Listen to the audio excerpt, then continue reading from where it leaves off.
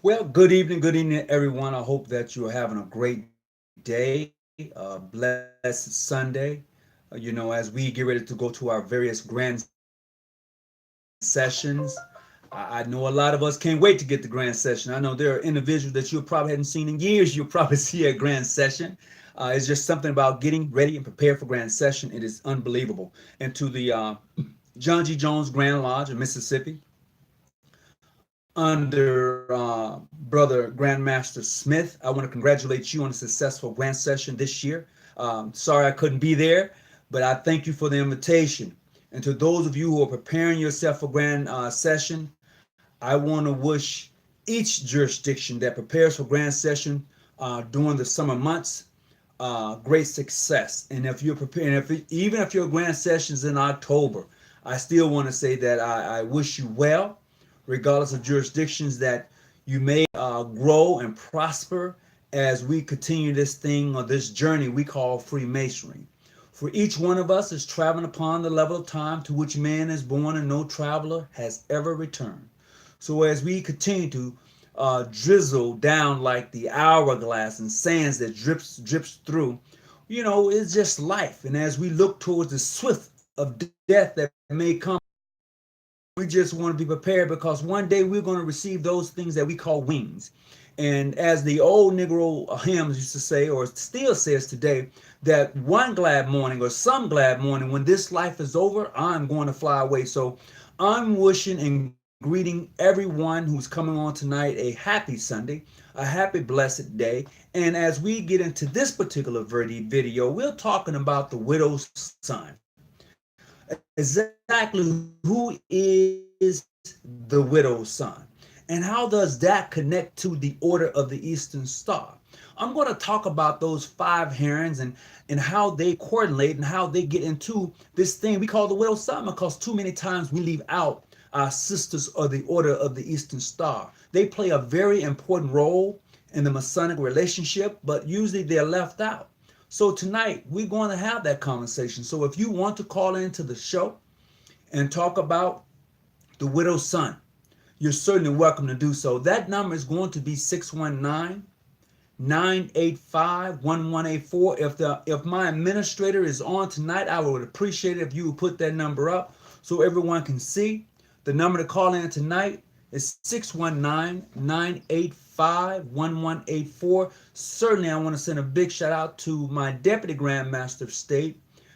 He may have to travel back home. His grandmother has passed away, and I want to let him know how much we're thinking about him and keeping him in prayer, because so many times we forget that all of us is going through something, or if we're not going through, we're coming out of something. We must remember that we have to lift each other up in prayer. We can no longer just sit idly by and look at each other like we're strangers. We must lift each other up, hold each other accountable, and then move forward in life, because life is really too short. I remember a time I was considered a youngster in this thing we call Freemasonry. Now I'm being called elder, I'm being called senior, I'm being called everything else but a young man. And it's strange, but yet I've been around for a minute, and I appreciate the brothers of the craft and the sisters of the order who look up to me. So therefore, I must carry myself in such a way to not only disappoint them, but disappoint me. If I want to see a change, I must start with the man in the mirror. I must look head on, face on. It reminds me about when I was sitting in the anti-room, looking in the mirror as I began to take this journey called Freemasonry. And the reason being, my biggest enemy is looking back at me. My biggest enemy is looking back at me. And that is something I learned as an inter-apprentice, and as I began to grow into this thing we call Freemasonry. How we learn to subdue our passion and those things that we talk about in Freemasonry. Wait with patience until the wishful master his answers return. And taking those things and place them truly in my life as I grow as a Mason. And when you begin to do that, you will see the change that you want to see. You will see the good man become a better man, because you already placed on a solid foundation. And as we look into this thing we call Freemasonry, we must understand that that Holy Bible, what we call the VSL that is placed there, it wasn't always there on the altar. You know, it wasn't always there. Hey, brother, how you doing tonight? Greetings, brother. How you doing? You good? Yeah, I'm well. I All had to right. make sure my kids was settled. My son here, he loud. Oh, yeah, your son is loud. Well, tonight I have on the line the one and only, the youngster, the Prince of Peace. I don't know what really to call the young man. I'm somewhat amazed of his knowledge and how he proceed in Freemason. This is my brother, my dear friend. I call him King Musa. you know, I know some of you. Yeah. He's been on this show quite often, and like I told him, not only does he has the opportunity to call in anytime he wants to, he also has a show on YouTube. And Brother King, what's the name of your show? Well, the name of our show is just named after the actual corporation that we have, which is the Nine Society, Shrine of the Modern Mystic, which houses our ineffable Grand Lodge of Mystic Masonry and our Modern Lodge of Mystic Masons here in Chicago.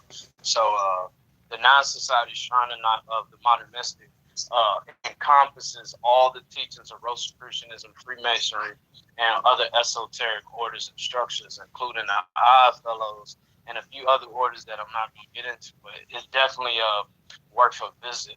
If you ever in Chicago, a brother of any order, a sister of any order, structure, or craft, you're more than welcome to come in, because what we do not do is have active lodge meetings obviously with co-Freemasons and things of that nature. But what we do is create a space, a safe space for Freemasons, Order of the Eastern Stars, and the likes to come in and share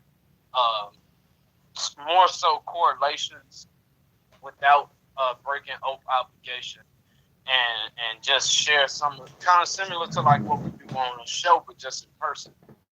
So we'll have a brother from the Odd Fellows, he'll present a small slide, or we'll have a sister from the Eastern Star, she'll present a small slide, brothers from Mason. Another brother may be, because it's a new Illuminati structure out now. So a lot of young brothers that I meet are actually legitimately part of these Illuminati orders now. So it's changing. The structures is changing. If you're not aware of what's going on, you will not be on point. Wait a minute, go back. You just said there's a new structure of Illuminati. Now you kind of taking me off a little bit on the show tonight, but Oh yeah, that kind of tinkled my ear a little bit. You said there's a new structure of what we would consider the Illuminati. Yeah, it's a new modern structure of Illuminati. Because the thing about it is, a lot of young guys and women, they want to, they actually want to have like a co-ed structure. So like you have new for most of these Illuminati orders is actually birthed out of people who read a lot of Manly P. Hall books, right? And then you got people who are actually Masons, that are legitimate Masons, that have a strong interest in the mythology of Illuminati. Okay.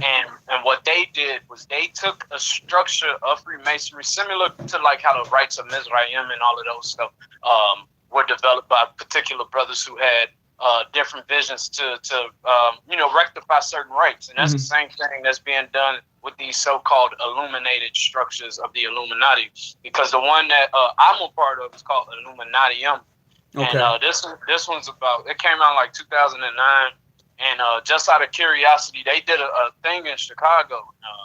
I went to the event, and I actually seen a lot of the people that was so-called Illuminati members. It was very interesting because what you get is just like Freemasonry, but there's a larger amount of ritual rites that are played out out of lodges ceremonies. So everything is a ceremony in those type of lodges. So there's a long opening. There's a midpoint where, like, if you're doing like installations, the installations are very elaborate. Okay. And then you have the closings, which are just elaborate to see. Have you ever seen Eyes Wide Shut? Yes, I have.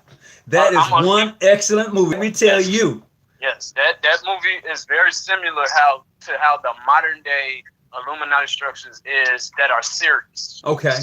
Yeah, that are serious. It take place like that. Either people rent out condos, nice condos downtown, lofts or something like that, and they throw like these masquerade parties. But you have to be a registered Illuminati member in order to even attend the parties, which means you had to pay your fees.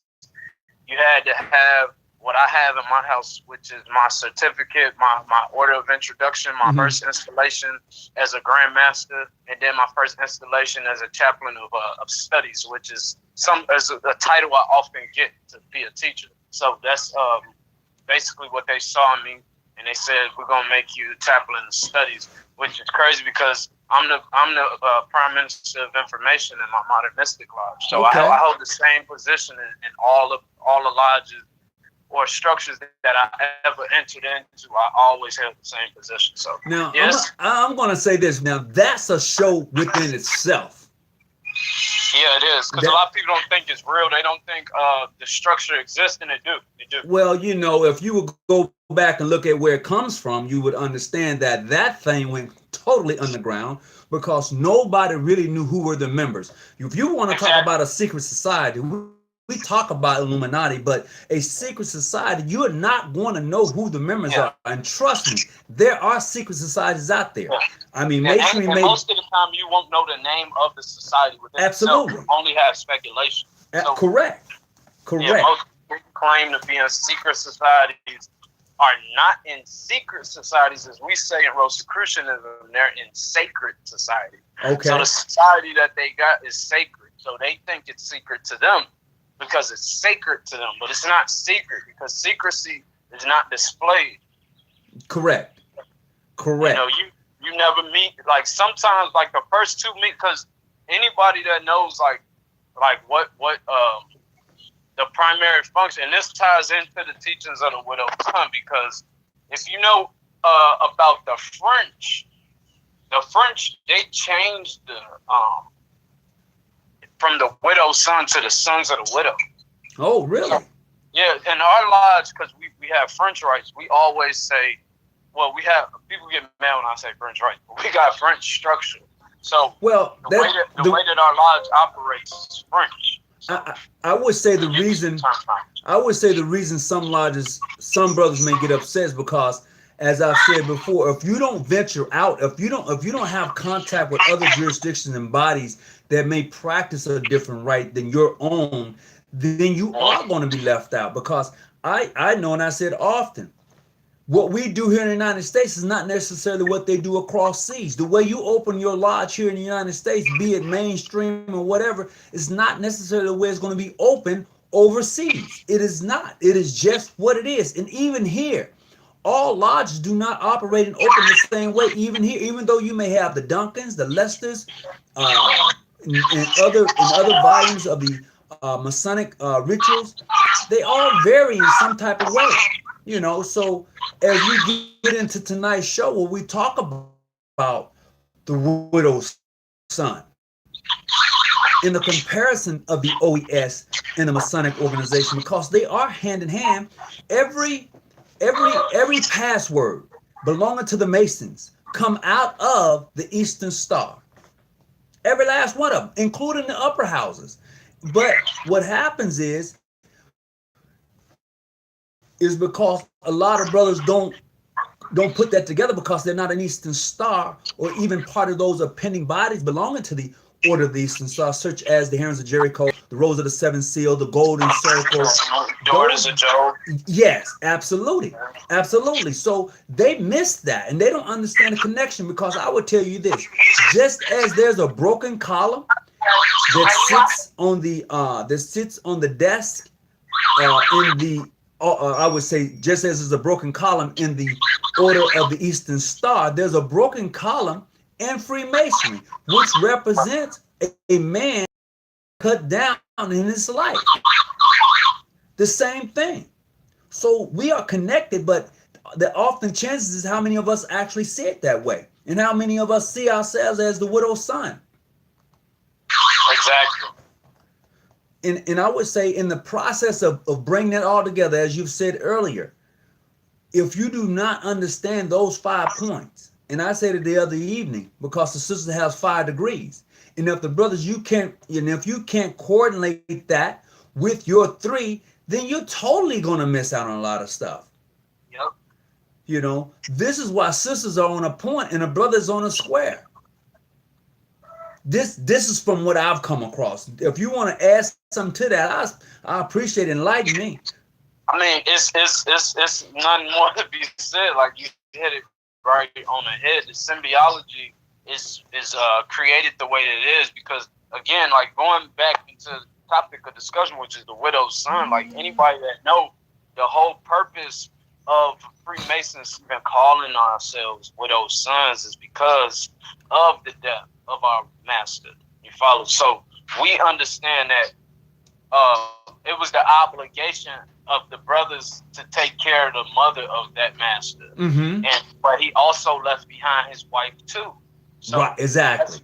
That's the thing that like a lot of people don't understand. Like when my daughter died from SID 6 months ago.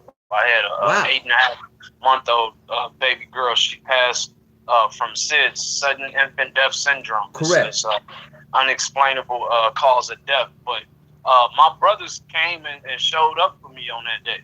You know what I'm saying? Like it looked like if you like was to come in from the outside, you would think a Masonic brother died because I had that much Masonic support and Rosicrucian support as well, which confused a lot of people because they couldn't really tell who was a Mason versus who was a Rosicrucian, which is something I always try to point out to people. You know, because people get mad at me. They say, well, that young brother overlapping the things he learning together. Masons aren't Rosicrucians, Rosicrucians aren't Masons. And I never say that they are. But what I always try to do is point out, if you put us all in a room together and just ask for grips and signs with no password, you wouldn't be able to tell who was a Rosicrucian versus who was a Mason. You wouldn't. And you wouldn't be able to tell who's an Odd Fellow versus who was a Mason. You wouldn't be able to tell who's a son of Noah, which is a Jehovah's Witness Masonic type structure. Really?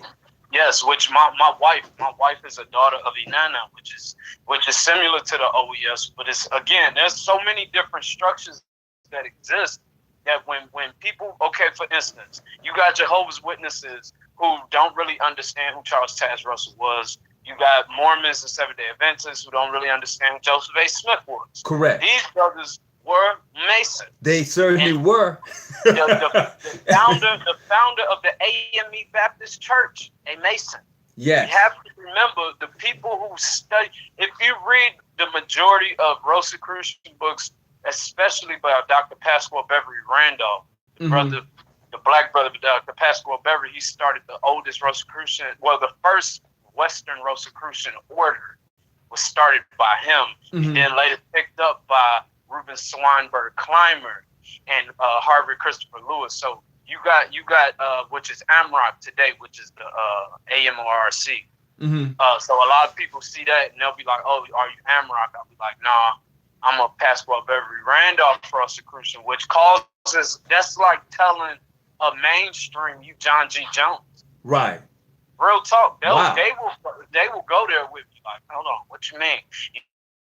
You're Pasquale Beverly Randolph. What do you mean? You follow the teachers? His teachers were not clear. I'm like, well, here we go. So you always gonna fall into that little bubble of not understanding that the support that's needed from your brothers that come, but it's almost mixed because you be trying to figure out who is worthy.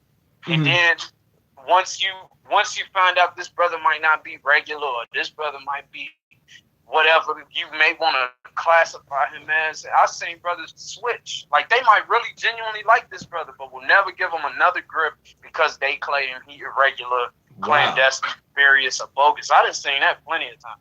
Yeah. I get to hear a lot in Chicago with the Moors, different Masonic structures in Chicago. They always be clashing because brothers is Masons first, but then when they start to get into specifics, now all of a sudden don't nobody like each other. It's so dumb.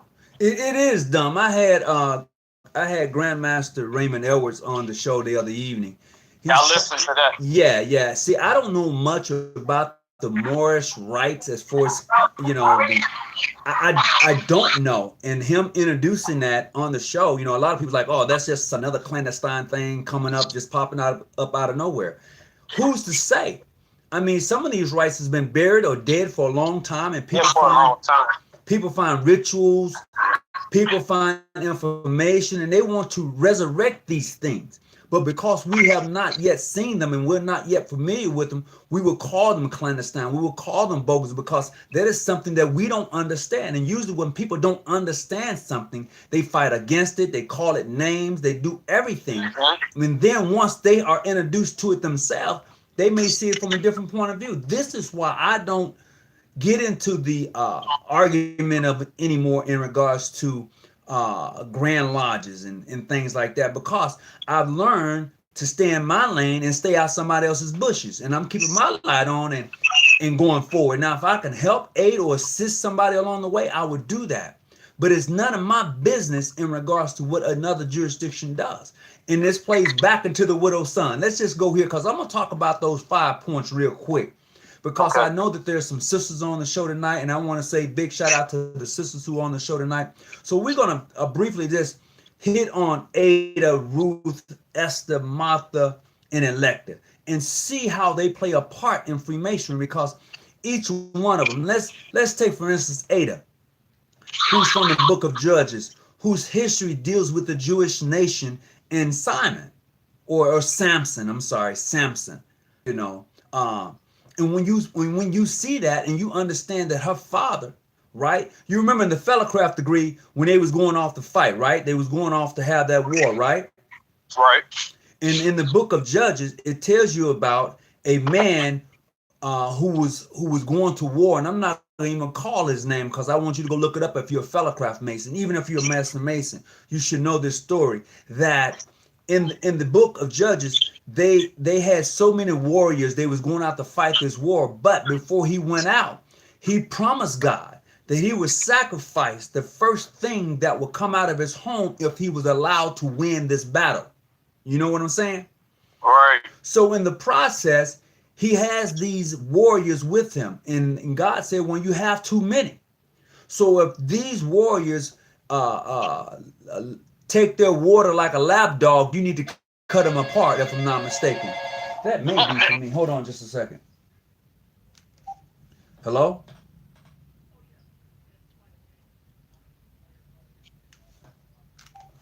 That was Mike Davis calling from the firefighters. I don't have that talk tonight.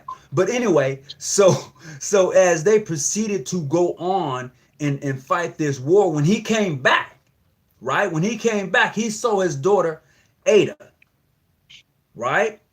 And in the process, he had promised that he was going to kill her. But what did she have to do? She told him, hey, look, that was the promise that you made to God, so uphold your promise. So she was allowed to go off into the wilderness, into the mountains. And she took some friends along with her. And then on her journey back down, she laid upon the altar. And 3 times he laid this blue cloth or blue scarlet upon her face. And 3 times she removed it, understanding she wanted to see her maker. She wanted to see with her eyes wide open.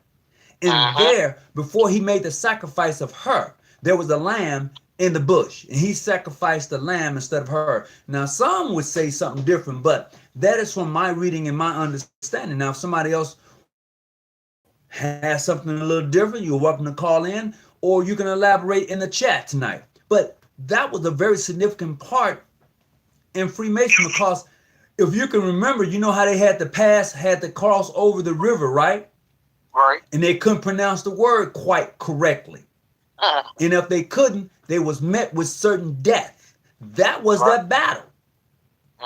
That was that battle. And that is the connection between Jonathan's daughter, Ada, who played an important role in the Fellowcraft degree. And that's where that password comes from. Right. You know, even when you look at Ruth. She's an ornament. She's her name, Ada, is similar to the way you would say, I'm not sure, don't quote me on this, but because I'm pretty proficient in Arabic and Hebrew, Their names correlate. The name Ada, I'm pretty sure would mean ornament in Hebrew too, and that's why her story correlates. Because I'm not an Eastern Star, I don't have those degrees, but I'm very familiar with the mythology of the heroines. Because, Okay. you know, my wife's the daughter of Inanna. Now, being a daughter of Inanna, they have those 5 heroines, but they also have an additional 4. The additional 4 heroines that pre-existed before the book. So you go into like You kind of breaking up on me a little bit, bro. Can you hear me now? There you go. Yeah, so they go into like Ishtar, they go into like Astet, you know what I'm saying? They go into I'm not gonna say all of them, but they go into a different realm when it comes to the pre-biblical. This is before the Bible heroine. So they go into that. So like me studying some of her stuff, just being, because it's more Rosicrucian work than anything. So like she goes over it with me to just quiz her, and it'd be like some of the stuff that like it'd be asking, I'll be like, oh my God, like, what the heck? I did not know that the women was this deep. Wow. Right. Like I did not know. They got some stuff that make me just scratch my head, because you know, men, but I knew they was this deep, that women were this deep because of what I practiced myself, but I never knew that the order itself was that intricate. Like, they very well structured. Like, the lady who came when my daughter passed, you know, they had to do, like, the DCFS stuff whenever a child died. So the lady came, and she was a sister. And she asked my wife, was she a daughter of Aset, you know, and she's like, you know, I'm a daughter of Inanna, and that was the first Eastern Star I've ever met in like 8 years since I've been active in the craft that has actually known what that was. Wow. So that showed me her expansion and her knowledge, because she did not only say, oh, I know what that is, and kind of brushed it off. She said, oh, I know what that is. She started to break it down. But so see, I was shocked. That's the beauty of the society. Or may I say that's the beauty of societies, because there are so many different auxiliaries to this thing. To a lot of us are not going to find out about them. We're just not going to know. Yeah. And every one of them have their own intricate workings. Like, take for instance, if you're a Catholic, they got their own group. You know, be it the Knights of Columbus, and they got a lady auxiliary to them. They do. You know, just like anybody who familiar with it, and this is why I always tell brothers, if you are familiar with the Demole, yes, right? Anybody that knows anything about the Demole know that the Spanish brother who developed that was a devout Catholic. He developed the Demole as a way to incorporate Freemasonry into Catholicism without it being demonized, and he succeeded. Yes, they did succeed.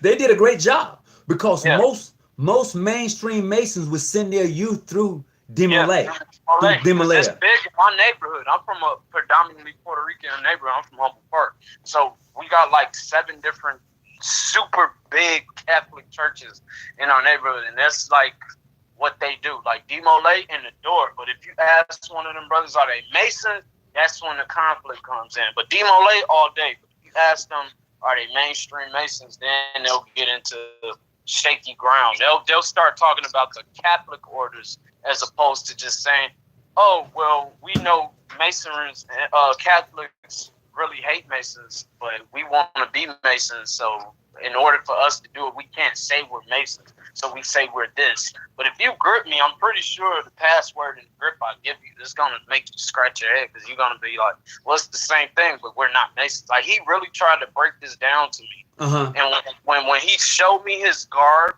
when he showed me the opening, I mean, just the lodge itself, it's a Masonic lodge, the structure, everything. Like, come on, man, like everything. From the tiller, which they call like a sheriff, because he's the, you know, the flaming sword at the gate. All of that. They just turn it into the Bible. Like, that's all. They So just let's. turned the lodge into like the Garden of Eden or something like that. Oh, okay. So that just goes to the play to this here. When you say the Garden of Eden, I'm thinking about Ruth, the story of Ruth, which established the line of the house of David in Jesus Christ per se. And I only say per se because of the different readings that are out there. And you're never going to be able to grab everything. But when you look at Ruth and how she was able to bring that line into play, according to scripture, is pretty deep. Because a Yeah. brother asked me the other day, he said, in the building of King Solomon's temple, why is it that, he said, where was it first laid? In what mind state was the temple first laid? And I had to think about it for a minute. Then he went on to break it down to me. He told me, look, the temple was given to David. David just couldn't build it because there was too much blood on his hand. It was just passed down to Solomon.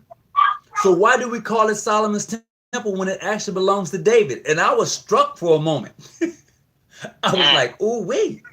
I had never seen it from that point of view. I never questioned why would it be called King Solomon's temple when it was first given to David to build, but understanding that David, according to scripture, had too much blood on his hands, it had to be passed down to his son. Yeah, in the older texts outside of the Bible, they refer to those type of boys as the second son, which is why Jacob is actually, Ishmael and Isaac. That's why they had that same type of fight, because the second son in those ancient stories always get everything. They always go to war with that eldest child.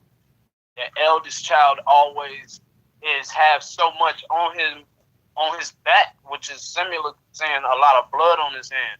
He has a lot of expectations he has to fulfill. So what happens is when you read a lot of those older texts, whether it's the Bible, the Quran, Torah, whatever, even in the Hindu scripts, you'll see that a lot of the second son is actually the one who's always bestowed the blessing. They like the promised child. Like, remember, all the brothers picked on Joseph. Yeah, they did.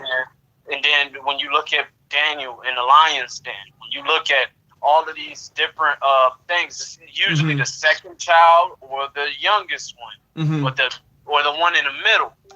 So when you look at the story of the prodigal son, it's similar. You know, so you got all these different things. But the thing about Ruth, in particular, you know, Ruth was one of the wives of Moab. Right.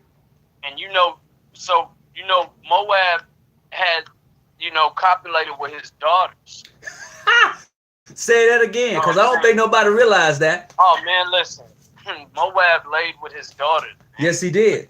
And then this is how the Manasseites or the Ephraimites was accepted as Israelites, because even though they wasn't Israelites, they was made Israelites or accepted into the covenant by other Israelites. That's just like being a knight. You get knighted by other knights. How do you become a Mason? You become a Mason by being around other Masons and being gripped into the lodge by another Mason. Only a Mason can make you a Mason. Only a knight can make you a knight, and so on and so forth. Correct. So Ruth had that same type of thing. But that's the thing about that Moorish thing. Like I've showed a lot of record. I didn't comment on one time, and I didn't call in, but I wanted to fact check a lot of the brothers in the comments about the Moorish rites, because the brothers stipulated it very clearly. A lot of the Moorish rites that they're talking about in Freemasonry has nothing to do with the teachings of Noble Drew Ali. He said that. He said it. It don't. And when Brother Jackson gave me that piece that day, we was all on the phone, and he said about the Adept Chambers. I live like a 5-minute drive from the oldest Moorish science temple. So, like, I just go down there a lot and I ask them questions. And when I start asking them about that stuff, that's when the brother Shamir, he gave me a reference to the Aquarian Gospels and stuff like that. Because now, it's common knowledge that Noble Drew took his inspiration from the Eliphas Levi Aquarian Gospel, etc. But his own inspiration and interpretation from his other literature, which they don't really speak about, came from Sufism and a lot of mysticism from the people of sin, or the San people, which is in India, which are the Dravidians. They call them the undesirables. So he came with a lot of those teachings, to which is why he always say, "You're not black, you're more." In a one-on-ones, they ask the question, "Where's Mecca? I mean, where's the holy city? The holy city is Mecca. Where's Mecca? Mecca is over there by Turkey." Well, you know, that's almost, I'm going to tell you, what you're saying now is very similar to the questions in the Q&A that you would get as a Shriner. Let's just keep it simple. Even though tonight the show is about the widow's son, who is the widow's son and how is that connected to the Order of the Eastern Star? All of this plays a point. That goes back to, let's even take a look at Esther, the Jewish name of Hadassah. She saved her people from genocide. And how does she do that? You know, she went before the king during a time of feasting. Nobody goes before the king at the time of feasting, but she did. And she asked him, "Well, what would you have me to do?" And she told him about the plot that was against her people. And then he took that same plot and reversed it. And this is why it says sometimes you hear people say, "The same ditch you dig for me, you're digging for yourself." Yep, dig it for yourself. And that comes from that particular story. So when you look at Esther and what she did for her people, she was bold enough to go before the king. This is why it is very easy that the king reached out his scepter, that she may touch it. But nobody really knows about that scepter. You know what I mean? Yes, sir. For real. Because, you know, Esther, another one, you know, this is why I always tell people, pay attention to the heroines. Most of these heroines are dealing with who? Babylonian and Persian kings. Yes. They are not dealing with, and a lot of people, like I always ask, you know, hardcore Christian believers, because they don't understand that the Sumerian and Numa Elish and the King's List has recorded every king in their own language and their own history. Mm-hmm. So when I ask them, what name on the King's List is Nimrod? Mm-hmm. Nimrod is not on any king's list. No, he's not. And here's the funny thing about Nimrod. Even in the Bible, there's only a very small piece about Nimrod. He came on the scene and he left. Now, here's the thing. Yeah, he was the mighty hunter, as they call him, Nimrod. The mighty God called him the mighty hunter before the Lord. Absolutely. And here's the thing. Some people say that even Christ had to be initiated into the line of Nimrod, the high priest. Well, he came through the order of Melchizedek, which was the same line that came out that the Levi priesthood came out of. Uh-huh. So, what I always try to explain to people, again, this is where Rosicrucianism comes in very deep, because they go super in depth to the Christian Judaic doctrine. Mm-hmm. So they go not only into the literal part, they go into the esoteric. This is only for the priesthood and the chosen few part. And that's the part they really teach in the lodge.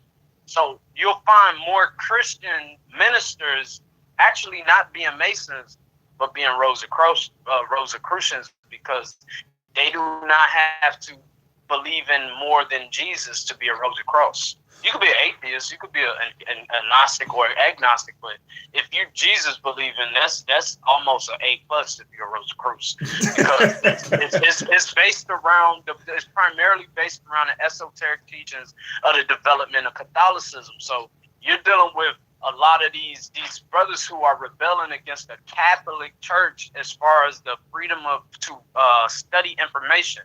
And anybody who knows about the brother who wrote oh my God, what's the you know that movie they came out with where the dude was doing like all of the code breaking. What's it called? The Da Vinci Code. Yes. By Dan Brown. Dan Brown actually got access to the Vatican's files to finish a lot of his books. But look, before I go into my next lady, so if you know anything about the Catholic diocese, it is structured just like your consistory, or may I say the consistory is constructed just like your diocese of the Catholic Church. It is identically set up like that. Because the most puissant sovereign grand commander is the Pope. Yep. And then your cardinals are those inspector generals. And then your sublime prince are your bishops. You're looking at the heptagon, the octagon, and there's a couple of more I'm missing, but you're looking at all of that and how it is shaped and formed. Just like when you look at the pentagon, look at how it is shaped. It is shaped just like a Masonic apron with the flap turned up, but we don't pay attention to that. Right. I'm just saying. Yeah. All. Did I lose you? Hello? I must have lost him. He'll probably. No, I'm still here. Can you hear me now? Yeah, I got you. Okay. Yeah, but that just goes back to show you that how a lot of things that are in our face we don't really pay attention to unless you're looking at it from an esoteric point of view. And this is the same thing that happens within the craft itself, because a lot of brothers who get initiated to Freemasonry really don't know what they're a part of. They don't. They just do it just because their boys are a part of it. But they don't allow and apply the study behind it. Now, I would say this because I know for myself, there are some Prince Hall brothers, and I can actually say this, they get down with the get down. But they don't come out like that because a lot of the Prince Hall Grand Lodges that I know of and that they are a part of don't go into the esoteric. They don't do the esoteric. They just don't do it. So they're not undercover. They just study for themselves. Yeah, that's true. I figured that with more people, because they see that it's less stress when you actually just freelance studying as opposed to trying to dedicate yourself to a particular thing. And that's something I had to learn, because when I was younger, I would full-fledged dedicate myself. Like when I was a Nuwapian, for 10 years. I taught that doctrine literally for 10 years. Man, you must have been in there when you must have went in when you was 15. I met him. I'm 31 now. I met Dr. York when I was I came across his information very young. I was probably like 12, 13 the first time I ever heard about his name as Dr. Malachi Z. York, but I always knew him as Imam Isa. Because my dad was very into. I always tell people my dad was super Islamic. Like he still is, but he's not as religious as he was back then. But he was under Dr. York. He was like a super like critique the world type of Muslim. Wow. And when you follow a particular doctrine, the thing I always tell people is it doesn't allow you to explore anything outside of it to confirm it.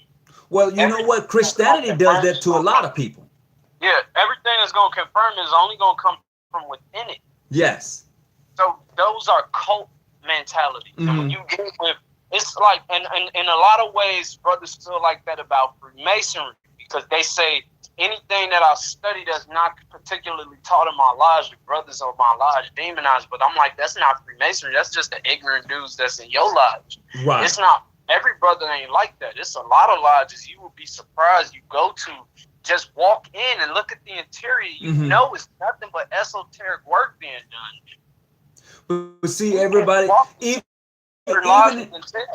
even in the third degree, most brothers who understand this knows that in most third degree, it would tell you you're now entering into the esoteric side of Freemasonry. Yes, it is written in most Masonic rituals. This is what's about to occur. So that's what makes you a master. Absolutely. So that's going to lead me into this particular story about Martha. The story about Martha is she's considered the first heroine of the New Testament. Yep. You know, and it reminds me of an old song, "Old Martha, Don't You Weep." You know, and what was special about Martha, you know, people look at Martha and they be like, nah, don't want to mess with it. But she was a special lady. She was a special lady because even when most men were afraid, she wasn't afraid. She even went to the tomb of Christ. And when she saw him come out of the tomb, she threw up a certain sign. She knelt on one knee, tilted her head back, and she threw up a particular sign that is related to everything everybody think is the Illuminati when you throw it up. But that's the sign. That's the fidelity symbol. Correct. Yes, So when familiar with that. We do that a lot in the Rosicrucian lodges. Yeah, but see, a lot of people don't grab and see what it's really. They don't grab that particular sign a lot of times. They look at it as my boy Jay-Z. I can't even. He throw it. He use it. He use it a lot. You know. No! You talking about the Jewish?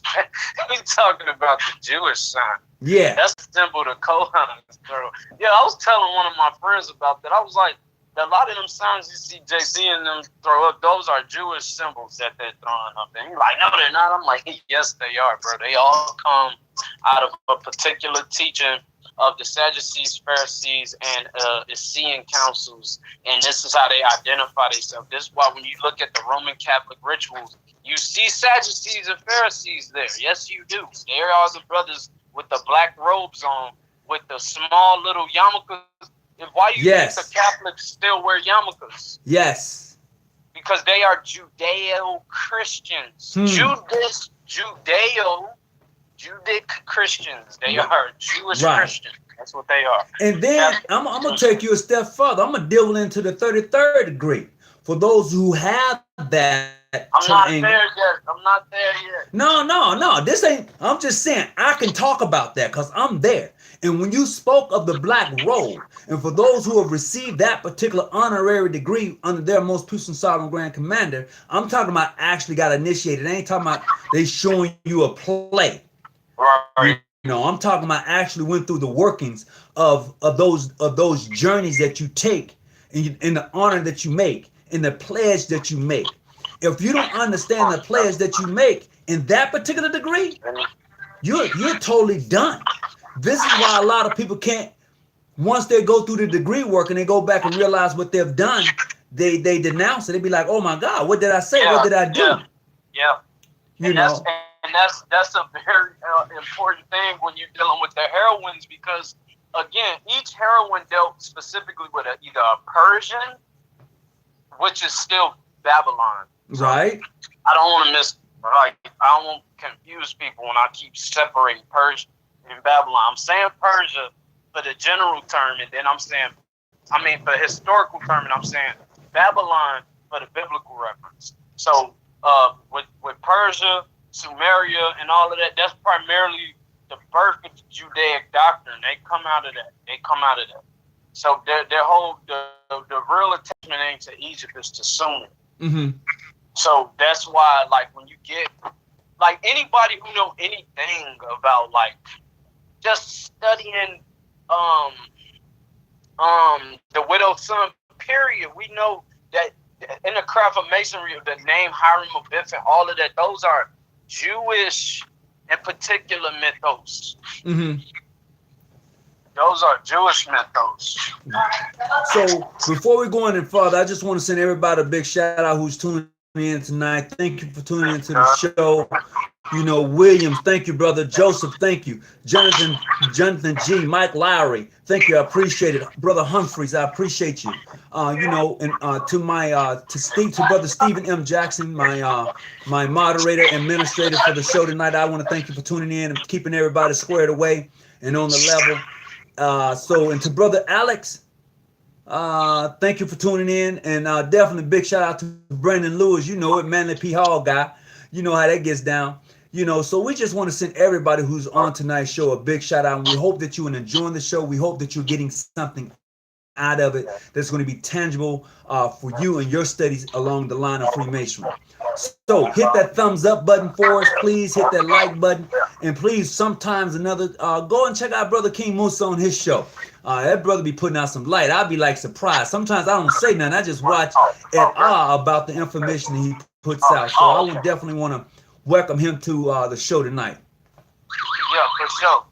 And I always tell people, like, again, like certain rights, when you're dealing with them women, it's very important to go into the actual history and studies of who you're dealing with, why these women was important, and what it is. Because again, a lot of these, the Widow Son in particular is based on Hiram.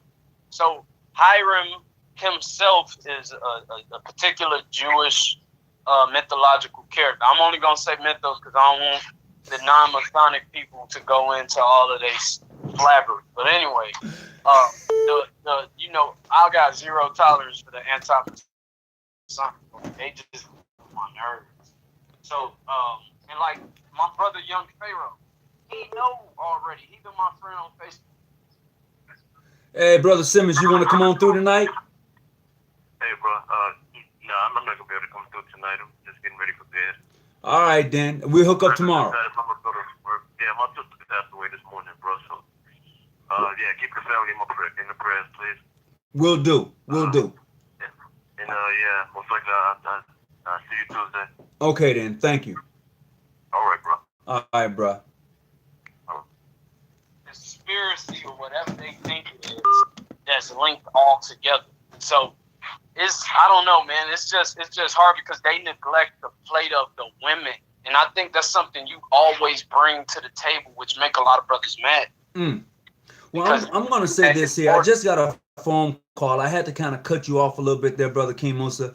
But to my brother Mario Simmons, who's a member of my lodge, just found out that his sister passed away. Man, it's death everywhere, bro. So it reminds me that no matter what jurisdiction you're in, I'm just saying, man, we just got to keep each other up in prayer, man, because there's a lot going on, you know. We just can't just sit idly by anymore and just be at each other because of the various jurisdictions we may be part of. But we're going to have to start praying for each other and lifting each other up. Now, I don't necessarily, and I'm gonna say this here, I don't necessarily get down with everything, but I believe that prayer, in the essence of people sincerely putting out positive energy, yes, it changes things.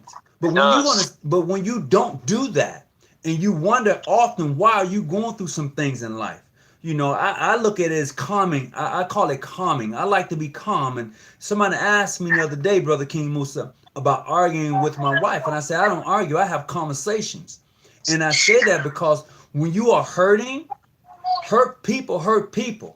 This is a fact. You know, you lash out the very person that is close to you. You hurt them, not knowing that your words cut deeper than any bruise you may put on them. They will never forget what you said. Yeah. So a lot of people will forgive you for physical harm, but that emotional thing, it stick with you for a long time. Yes, sir. That's why it's so hard for black and white relations in America to heal themselves, because the majority of the damage was done on an emotional and psychological level for black people, not a physical level. Right, absolutely. So I'm gonna make sure I keep. I just gonna make sure I keep them in my prayers, and I'm asking the same, you know, as we journey through this thing called life. So we're gonna continue on with the show. Let's talk. Do you know anything about that lady called Electa, the elected lady? I don't find her necessarily in the Bible, though. Yeah. Go for it and enlighten me. Tell me what you know about her versus what I'm going to share with you. You want me to turn this on? Okay. Yeah, my wife want me to turn it. Like I was about to put my son to sleep. But yeah. So as far as I know, the mythology of the heroines of like Electra, you know, from what I study is a Greek pantheon. You know, she's a heroine that comes from that Greek pantheon. And forget the guy who actually wrote her story. I think his name was like Selfless or something like that. But anyway, she was supposed to be. It's like this. Her story is supposed to be a tragedy. Right. You know what I'm saying? Because it's basically talking about like selfless devotion and her like dedicating herself. It's basically talking about the traits of a woman. That makes sense, like the natural things a woman do, like selfless devotion, family sacrifice. You know what I'm saying? Being submissive to either her father, her husband, her father, husband, or brother. You know what I'm saying? Because she was the daughter of the King Armageddon. And it's funny. In Greek mythology. And it's funny that you said that, because her name is when her name is translated as far as Electa, it means call of God. you know, in her story as an Eastern Star, she was I would say a fighter, a die-hard person who fought. And what she didn't do is that she would not deny who Christ was to her. So in the process, in the story they slaughtered her family, her next of kin, and she still did not bow down, and she still kept the name in the presence of who God was to her. So you know, even though it's not really found in the Bible, but that's her story as according to the Order of the Eastern Star. Right. See, and that's interesting because again, I don't have those degrees, but just the fact, the history, because again, when I go through some of my wife's texts, because the Rosicrucians, that sisters, like, you got a lot of sisters that started their own little individual female, like, Rosicrucian orders. Mm-hmm. Rosicrucianism is co-ed. Okay. So is there anything like the Odd Fellas? I think that's kind of co-ed, isn't it? Yeah, I'm gonna put it like this: Rosicrucianism is the foundation to the idea of co-Freemasonry. Oh, okay, okay. The way that Rosicrucians function is why most female co-Freemasons will literally, if they are historian, and I know brothers get mad when I say this, but it's true. They will pull out them archives and show you sisters that was actually installed, surpassed, and raised as Freemasons in the early 1700s, the late 1600s, early 1700s, and they show you when they stopped actually introducing those degrees to certain women, because at the end of the day, you got the most common stories. That's just like if my daughter was still here, like at some point she would know a lot more about Freemasonry than the average person because her daddy a Mason. Correct. So at some point, them brothers back then was like, well, this sister is showing herself, and they was actually installing them sisters. One, because they was family, first of all. Two, anybody that know about the House of Stuart. See, that again, you have to really get into like the history of England. Mm-hmm. You know what I'm saying? So it's like if you're not understanding like the certain houses and how certain houses came into play to maintain their power and their throne, you won't see why these heroines are so important in the order when the Order of the Eastern Star was being structured. Mm-hmm. You know what I'm saying? Because Joan of Arc is one of those women who is seen to be like an Esther. Uh-huh. You know what I'm saying? And she was an actual person. So when we look at Queen of Sheba, you know what I'm saying? We look at her in one form as being just a queen. Only that, the funny thing is according to the story or legend between her and King Solomon, they had a child together. They did. They had a child together. And she when she traveled the burning sand, no, not the burning sand. When she traveled the hot sand, she left her child to be raised by Solomon in what we call the House of Solomon. In the House of Solomon, and they claim that is where? In Ethiopia. Absolutely. Where they have the Meroe script, which they cannot read, and then they have the Sabian scripts. Mm-hmm. So again, when you get into accurate history, that's what being a Freemason is all about. It's about, people don't like talking to me because I like to fact check. Mm-hmm. I get you giving me your opinion, but if we talking about historically documented evidence, let's speak historically and documented factually, and not try to, like, if I'm giving my opinion on something, I say, well, I will present the documented evidence first, and then I will say, but in my opinion, this is what I disagree with, based on these other points that I don't think were made when he came to this conclusion, I will present more factual evidence, even though it's opinion-based. Finally, you know what I'm saying? We come to that point where we understand, like, I have an opinion, and my opinion is not a fact. Right, exactly. I have an opinion, and my opinion is not a fact. But when you come across something that gives you the how would I say it? Not truth. I think facts is better than truth. Okay. Okay. So when I see facts, 2 plus 2 is 4. That's a fact. You can't get around it. But the truth is that you can add other numbers to it and get the same thing. Exactly. And that's the truths. Truths and facts operate in different ways. And the thing, the truth and facts operate in ways so much different that it makes you look at certain things and you say, well, it's true that I am addicted to video games, right? And then it's a fact that I have an addiction. Yeah. The fact of the matter is I have an addiction. The truth is being isolated. Mm-hmm. It's a particular instance. So when you dealing with those type of things, people try to use those to nullify facts. Mm-hmm. And they'll be like, well, this one instance of truth should supersede all of the factuality you're about to present. And I don't think it worked like that. So when we deal with like the heroines, the women have to be included in a major part of what we doing, but in their own right. And I think that's what the OES was attempting to do by highlighting those 5 heroines in particular. I will share this with you. A brother asked me a while ago.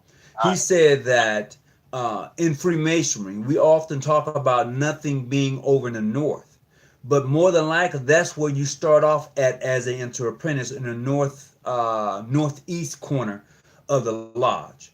But he says that also, if you look at the north, and if it's considered a dark place, and they place you in the northeast corner of the lodge, where's the light place? That in the lodge in the east. So so you see that, are you completely in darkness, or is there like a glimpse of light that is shining upon you? Exactly. So it just gives you another avenue and some things you have to consider when people are talking in regards to masonry and how it's structured, and the things that we may hear and the things we may read. So it just gives you that whole dynamic to take a look at. And like we're taking a look at the widow's son. Even though some people may say, well, are they really? Yeah, we're really talking about the widow's son and what it is to be a widow's son in masonry. Exactly. Because we have often heard the call or the saying, but how many of us really respond to that? Yeah. That's like when they say many are what does they say? Many are called, but few are chosen. Absolutely. It's definitely like that when it comes to actually displaying the proper, morals and ethics of a Freemason. Like, I've been called clandestine and spurious since I was young because of the type of Freemasonry I choose to practice. Uh-huh. So when brothers meet me, like, I'm not gonna lie, I don't like putting people, because I got a business. My business is spiritual consultation for the most part, spiritual, economic, and sexual consultation. I teach brothers how to keep their relationships spicy with their wife, especially the older brothers, because I know some things in my youth that are important to me that I think if they would have learned when they was my age, it would have made them more healthy. Right. So I provide that to them during my consultations. And ironically, when brothers go to my website, they'll say, oh, I see you're a Mason. Especially the white Masons. They'll always say, oh, I see you're a Mason. Then the word clandestine, spirit, that never come out their mouth. Go on my YouTube page and look at my comments, and everybody who like, well, you're clandestine anyways. You're spurious. You don't know what you're talking about anyways. It's always somebody who's not a Mason talking about masonry.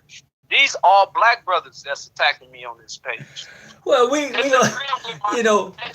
going to leave that where it's at, because we know for those who come out and attack like that, they have not yet experienced masonry.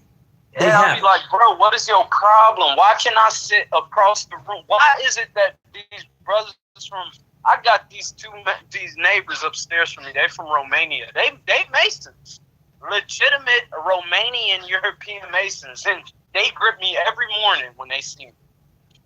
They call me brother. They know I'm a Mason. They view me as a Mason. They accept me as a Mason. And I'll be like, why is it that American Freemasons just have such a divisive ideal of what the structure of Freemasonry looks like. Because that's what's been passed down. And that goes back to what I was saying the other day. If you are a free man, legitimately a free man, you should no longer eat like a slave. That's right. But if all you're going to eat is like a slave, then apparently that's where you're still at, because you know the food is unhealthy for you.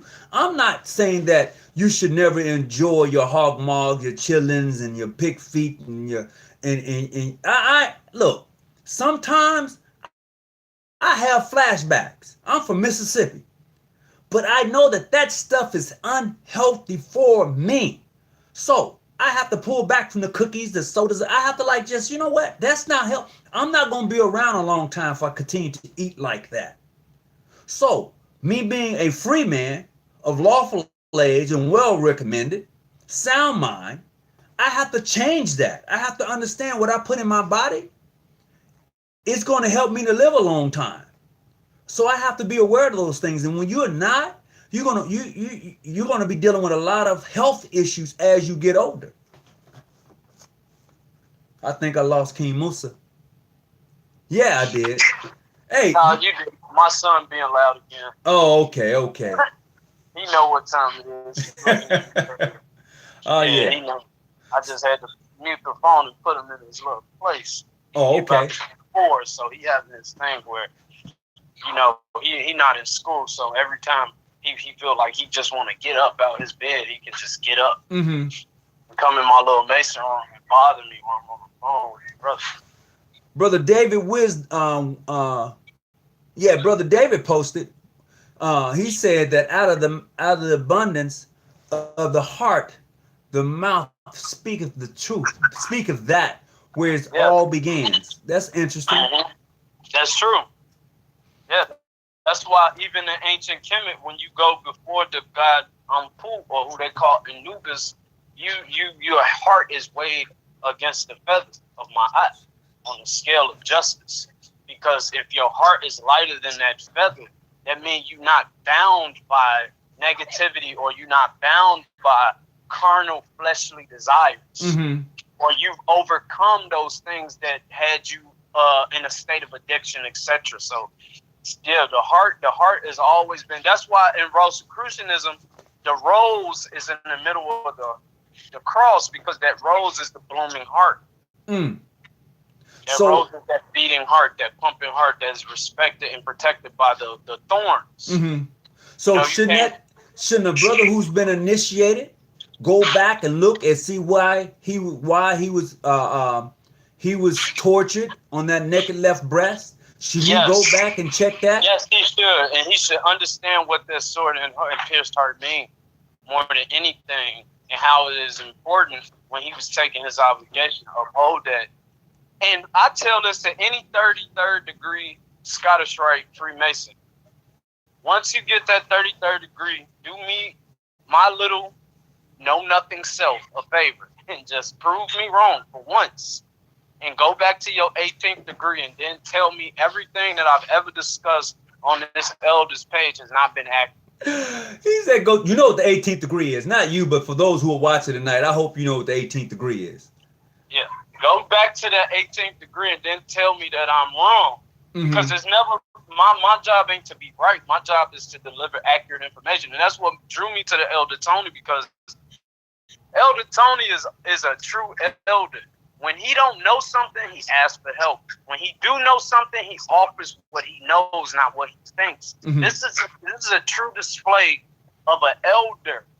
I was born in 88, and I feel like I was the last generation that had elders. This generation right under me, they don't have elders. Generation X, I'm a millennial. They Generation X, they don't have the same structure, because a lot of their parents is my age. I'm 31. Do you know? Yeah. A lot of my friends just sent their daughters and sons on prom this year. Wow. Yes, they was having kids at 15, 14 years old when I was coming up. That was like a big epidemic at that time. Hey, if you can you post your YouTube channel? People are asking you for your YouTube channel. Oh yeah, I could definitely do that. Yeah, be sure to post your YouTube channel. You can just type in Nine Society Shrine of Modern Mystics. and it's gonna pop up. You're gonna see that. That's the only channel like that. It's gonna pop up. And basically, like I said, I teach esoteric information on there, and then I teach more adult contextual based information. As far as like to help us older brothers that's getting up there in age to keep our relationship spicy with our wives. So that's something that's important to me, because a lot of my clients are women, and I'm saying this to the brothers to give y'all a key. A lot of my clients are women; they are not men, and that is for a reason. Because men do not take adherence to nothing when it comes to what they can do to improve themselves sexually. Ever. Okay. They've been shouting, you don't know nothing. Boy, how old you is? Shouty, I was getting more coochie than you when I was 12. I'll be like, okay, but you're not now. So this is the thing I'm trying to tell you. You was doing something wrong at 12. That's why by the time you were 30, you were unmarried and unhappy. Ooh. Let me tell you something that you probably didn't take into consideration, because I'm 31 and I'm married and I'm very happy. And I'm very, very wealthy. I'm getting up there in my bank account. I just looked at it this morning. I almost passed out because I didn't think it was real. I had to call the bank. I thought they made a mistake. No exaggeration. So I'm like, whoa. I'm like, my spiritual guides, my ancestors blessing me, because I try to stay on a path of accuracy. Right. Not that but I'm see, better. Now you saying that. You saying exactly about your ancestors blessing you. A lot of people can't get with that. A lot of people don't understand that. In some houses I've gone to, because I teach first aid, CPR, health and education. People have altars in their home dedicated to their ancestors. And don't even know it. Especially Asians. Yes. And Asians and Hispanics. Yes. And what I tell black people, I say, you look at the Asians, they were conquered by the conquistadors. They were the first people to be made slaves under the conquistadors. It was the Taino brothers that looked like us, but they was black, but they was Taino. They took them in the 1400s, and then they came to Africa and they started rounding us up after the death of Mansa Musa. Mansa Musa died. That's when a gold rush, that's what they talking about. When all the Europeans rushed to Africa, the western part of Africa, to get the gold, that's when they took all us into slavery. This whole slave business was based on the abundance of gold that Mansa Musa had. This is a fact. No European scholar would debate this, because they know that's the only reason Europeans, Asians, talking about Southeast Asians, Chinese, Thailand, Korea, the same people that's in Africa today, they invaded Africa when they heard about the gold in the 1400s. That's a fact. So the whole purpose of them even taking us was to give a edge over the fact that if they had the people of the land, they would in turn inherit the land. That's why they always say when the Christians came on the land, they told us to take their hand in prayer. We put our heads down. We closed our eyes and we lift our heads up, open our eyes. We had the Bible and they had the land. That's an actual fact. Yes, they had the land. We had the Bible, and still today, let it be known, we still got the Bible. We do, and it's nothing. This is my whole premise, Elder. You already know. My premise is the Bible is beautiful, but use it right. The Quran, absolutely beautiful, but use it right. The Gilgamesh epics, the Ahadi Kahash, the Vedas, any text that you use in your VSL should be sacred for you as an individual. This is what Hinduism and Brahmanism has brought to me in particular, because I never knew the importance of my own individual journey and travel into myself until I left religion. Once I unveiled myself from religion, I was able to see beyond that wall that was blocking my vision. Like literally, once I crossed the arch, it was a wrap. You said once you cross the arch, but see, you saying that a lot of people don't understand the arch you crossed though. They don't want to cross it either. They scared. It's too much light there for them. It's blinded, it's hurtful for weak eyes. Trust me. They need to stay in the shadows where they at. You said stay in the shadows, huh? Like, they not gonna Elder, you are a very rarity for a person your age with your open-mindedness is refreshing. That's why I love talking to you, because I don't have to force you to see reality. Well, see, my clients call me because they have a hard time grasping the ever-changing reality of modern times. So more of my clients call me because they having hard times trying to figure out why their daughter's obsessed with Instagram, Facebook, and Snapchat. Like, no BS. Like, for real. Like, they be breaking down, like, my daughter will not get off her phone. Like, I'm black. I was raised, when my parents spoke, I shut up, I listened. My daughter will roll her eyes and what? I'll be like, listen, calm down. Like, this is what you do, because I got an 18-year-old sister. And I'm only 31, so I watch my mother who's 61 go through the same thing with my little sister. I'm finna tell you what to do. And I'm like, is it a man in the house? She's like, yeah, her daddy here. I like, do her daddy discipline her? She's like, yeah. I'm like, does she fear his discipline? She's like, yeah. I'm like, call him. I don't want to scare my daughter. That's your problem. You're trying to be her friend. There you go. Be her parent. I had parents growing up. I didn't have. I'm gonna say this, and you are so right. Now, my daughter is 30. My daughter's 30. She'll be 31 this year. And the funny thing is, the last time I put a board, I'm talking about a paddle, Dean of Pledges board, on my daughter. I told her, this is the truth. I told her, I said, look, I think she was like 17 going into 18. She was a junior, senior year in high school. And she's been on my video before. On the show, and we was talking. Oh yeah, she brought you the board. I saw that. Yeah, we was talking. I had told her one night, I said, "Look, I need you home by 12 o'clock." Looked at me, okay, Dad, yada yada. When she came in the door at 12:30, I said 12 o'clock, and she was like, "It's only 12:30." I said, "No, it's 12 o'clock." I went and got my board. I said, "Look, I got to take care of this now because we're not going to have this discussion no more." But I'm 17. I said, no. But you're still my child. You're still in my house. Man, when that young lady hit 20, 19, she was like, Daddy, I'm good. Exactly. Because she understood the message. She was like, I'm good. And I had to get it too, Elder. When I never forget, I'm from Chicago. And I remember I got into it with this guy that I was friends with. I stole from him. Never forget this. I always tell this honest story. I stole from this guy. I was 16, gangbanging, gangster disciple, and he pulled a gun out on me, and I would never forget. I was high out of my mind, and I looked at him, and I was like, "You ain't gonna shoot me." And he pulled the gun out. As soon as he pulled it out, he pulled the trigger. Like, I didn't even get a chance to react. And that was the first time I realized everything my mother told me was for a reason, for my own survival. And at no point.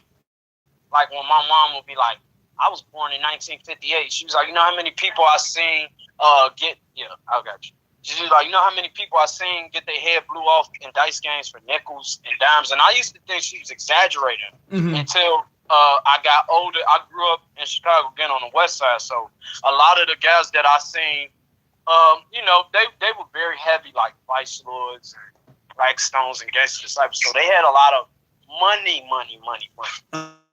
We feel like we got so much structure and people know what not to say and how to conduct this. No, this is where it's going on. California, New York, Chicago, the three major cities that gang influence the world. Them the places where our youth is being destroyed the most. And until structures that can offer discipline like Freemasonry, 1900s, even not being recognized as Masons, they still offer relation. You have to be able to read and write to enter into this lodge. He helped a lot of brothers that was illiterate learn how to read and write so they could become Masons and be effective parts of the community and give something. I don't know why people think that's what you're doing is such a negative. Well, the ideal is, brother, is just to keep, like I say, keep the light on and stay out the bushes as we proceed to spread the light of Freemasonry, as we proceed to enlighten individuals, build that bond, build that bridge, even though sometimes I want to blow it up. Sometimes I just don't want to deal with those who consider to I don't want to go there. But anyway, so look, we're gonna go ahead and log off tonight. I see I've been getting some little feedback, some it's been hesitating or whatever you want to call it. I was frozen for a minute. Yeah, I've been getting a lot of that here lately. But definitely, before we close out, you got any last words? I just always, it's always a respectful honor that you ask me or invite me or allow me to come on, whatever the situation may be. And I just appreciate the fact that you value the information that I have, and I value your existence. So everybody, in my opinion, if you support Freemasonry, you'll support the brother Tony Muhammad, because it's elders like him that's shedding a lot of positive light and clarity on Freemasonry, and it's making young brothers ask questions. Now they're not afraid to approach a lot of Masons and just ask the simple question. And that's because of brothers like you. And you might not notice, but a lot of young brothers, they reference you first. They'll say you. They'll be like, "Oh, I see the John G. Jones channel." Like, that'd be the first thing that come out their mouth. Wow. Especially when they inbox me, they'll be like, "Oh yeah, I watched the elder Tony Muhammad. I heard you on the show one day." I'm like, "Oh snap! Damn, how old are you?" I'm 20. I'm like, "Oh, damn, old enough to be in the lodge yet where I'm at." But I'm like, I don't know, man. I'm like, just keep studying, man. And I'm like, wherever you at, find your local lodge and, you know what I'm saying, petition them there. And he was like, "Oh, so I can't do this online?" I'm like, "No, brother. Be where you at." Be where you at, exactly. Be where you at. That's the best advice right there. So we're going to get ready to go ahead and sign off tonight. And for everybody who's on, be it on the West Coast, Central, or the Pacific Standard Time, I just want to say, hey, how much I appreciate you. And definitely tonight, before we lay our heads down on those nice pillows, let's remember those who don't have, those who have been locked in and locked out, shut up, wherever they may be at. There's somebody always worse off than you. So let's remember them as we lay our heads on those soft pillows, satin sheets, and cotton sheets tonight. Because somebody laying their head on some concrete, bruh, and that can be uncomfortable. So let's remember those as we close our eyes, and definitely remember the craft in your prayer. So we're gonna sign off tonight, and definitely, as always, keep that light on and stay out the bushes. And we hope that you got some out of this show. I appreciate you coming on, King Musa. Blessings, brother. Blessings. We out.